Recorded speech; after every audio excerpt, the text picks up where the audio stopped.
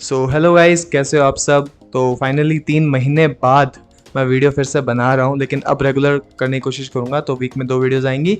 तो आज मैं आपको मेरी सैलरी स्लिप के बारे में बताऊँगा, क्योंकि RRBPO का नोटिफिकेशन आ चुका है और एग्ज़ाम भी जस्ट पास में ही है। तो मे बी ये सैलरी स्लिप देख के आपको थोड़ा मोटिवेशन मिलेगा। और मैं आपको सैलरी नहीं, साथ में पूरा सिटी से बताऊँगा कि बैंक आप पे कितने रुपए खर्च करता है।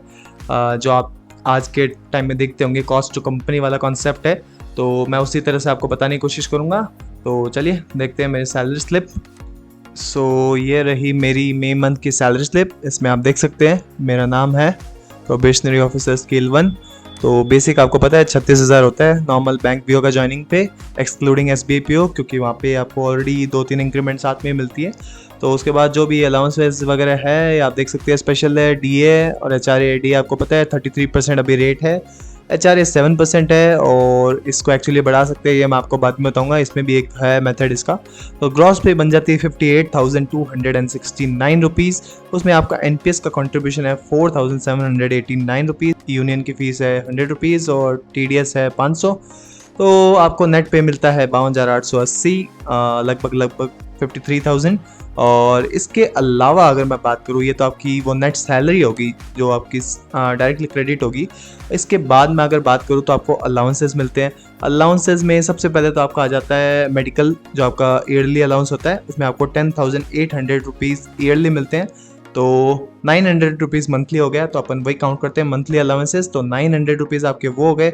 उसके बाद आपको मंथली हर मंथ क्लेम करने होते हैं। आपके 3 तरह के अलाउंस होते हैं, एक तो पेट्रोल, न्यूज़पेपर एंड मोबाइल। तो मोबाइल में तो ऐसा है कि आप जितने क्लेम कर रहे हो उतने ही आपको खर्च भी करने होते हैं, क्योंकि बैंक हमको एक पोस्ट पेड सिम प्रोवाइड करता है, जो आपका ऑफिशियल नंबर होता है, बिजनेस अकाउंट होता है। तो उसमें आपको ऑलरेडी रिचार्ज किया हुआ मिलता है, तो वही रिचार्ज आपके अलाउंसेस में से डिडक्ट होता है। तो एक्चुअली ये आपको अलाउंसेस है भी और नहीं भी है, पर ठीक है, अपन काउंट करके चलते हैं, क्योंकि एक तरह से वो भी आपको बेनिफिट ही दे रहा है। उसमें आपको एक्स्ट्रा डेटा मिलेगा, एक्स्ट्रा कॉलिंग के लिए सिम मिलेगी, तो आपका ही बेनिफिट है। तो अपन वो भी काउंट कर लेते हैं। 900 रुपीज़ पेट्रोल के हो गए, 200 रुपीज़ हो गए न्यूज़पेपर के, एंड 200 हो गए मोबाइल के। तो इन सब को जोड़ लेते हैं तो हो गए 2200 रुपीज़ ये। तो इसके अलावा भी आपको बहुत कुछ मिलता है अगर आप CTC को कैलकुलेट करें तो। CTC में आपका NPS का कंट्रीब्यूशन भी आ जाएगा, जो आपका एम्प्लॉयर करता है। जितना आप यहाँ से कंट्रीब्यूट कर रहे हो उतना ही एम्प्लॉयर भी कर रहा है। तो उन सबको दोनों को ऐड कर लीजिए।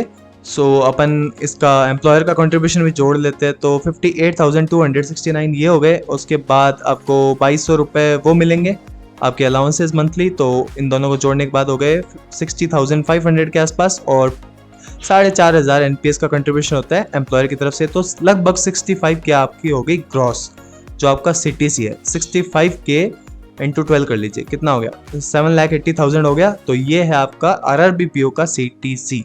और इसके अलावा भी बहुत सारी चीज़ें होती है जो कि आपको रेगुलर बेसिस पे मिलती रहती है। जैसे कि मैं आपको अपनी बैंक के बारे में बताऊं, तो यहाँ पे डेपुटेशन अक्सर जाते रहते हैं, मतलब महीने में 3-4-5 बार तो बहुत कॉमन है, मैं चला ही जाता हूँ। और कई मेरे बैचमेट ऐसे भी है जिनको 15-15 20-20 दिन भी भेजते हैं। तो डेपुटेशन की अगर मैं आपको काउंट कर रहा हूँ तो 800 रुपीज़ पर डे मिलते हैं एज एन हॉल्टिंग अलाउंस। और उसके अलावा जो भी आप खर्चे करते हो वो भी आपको अलग से मिलते ही हैं। जैसे कि आप ऑटो से जा रहे हो या फिर बस से जा रहे हो, कोई भी तरह का ट्रांसपोर्ट यूज़ करते हो, तो वो तो आपको मिलते ही हैं। प्लस हॉल्टिंग अलाउंस 800 रुपये मिलते हैं।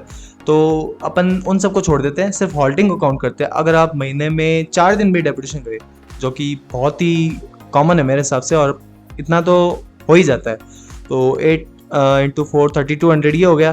तो कुल मिला के 55 वो 33 ये, तो 58K के लगभग आप नेट सैलरी उठाओगे मेरे हिसाब से बैंक से। कैश जो आप कहोगे ना मंथली नेट सैलरी, वो 58K के आसपास उठाओगे, और इधर उधर का मिला के आप 70K तक अपना CTC ले ही जाओगे। 70K CTC मान के चलते हैं अपन, तो 840 हो गया ना, 8,40,000 लगभग ये होता है अपना। उसके बाद भी बहुत कुछ होता है, जैसे कि मैं आपको बताऊं, आप JI भी क्लियर कर सकते हैं, तो उससे आपका एक इंक्रीमेंट लग जाएगा, तो आपकी सैलरी भी बढ़ जाएगी। उसके अलावा आपको बताता हूँ एक, जैसे आप HRA क्लेम कर रहे हैं यहाँ पे, तो HRA के साथ आप ऐसे कर सकते हैं, अपना एक रेंट एग्रीमेंट बना लीजिए कि आप रेंट पे रह रहे हैं, तो आपका HRA है जो इंक्रीज हो जाएगा। अभी जैसे 7% है तो वो 10.5% हो जाएगा, तो लगभग 1.5 गुना हो जाएगा HRA। तो 1200-1300 रुपये वो भी बढ़ जाएंगे। तो इससे आपका CTC ईजिली 70K पहुंच जाएगा। तो 70K में मान के चलता हूँ, सब कुछ इधर उधर का मिला जुला के आपका 70K CTC पहुंच जाता है एक RRBPO का अगर आपको मेरी बैंक के बारे में बताऊं तो अदर बैंक का मुझे पता नहीं। राजस्थान मरुद्र ग्रामीण बैंक में आप इतना CTC उठाए लोगे। सो गाइज होप सो इस वीडियो को देखने के बाद आप और भी ज़्यादा मोटिवेटेड रहेंगे पढ़ने के लिए। और अपना प्री एग्ज़ाम आ रहा है तो ऑल द बेस्ट आप सभी को, और अपना बेस्ट दे के आइए। और मैं रियली प्रे करूँगा कि आप में से जो भी मेरे व्यूवर्स हैं उन सब की जॉब लगे, और इनमें से किसी का मे बी इंटरव्यू भी मैं अपने चैनल पे ज़रूर करूँ। तो मिलते हैं आपसे फिर कभी दूसरे वीडियो में। और वैसे मैं वीकली वीडियो पोस्ट करने की पूरी कोशिश करूँगा। और अगर आपको RRB PO आफ्टर लाइफ के बारे में कुछ भी पूछना है, लाइक जॉब लगने के बाद आपको जो भी डाउट है जैसे RRB PO से रिलेटेड, तो आप मुझे वो पूछ सकते हैं कमेंट्स में, मैं उसके ऊपर वीडियो ज़रूर बनाऊँगा। तो मिलते हैं फिर अगली वीडियो में। तो गुड बाय।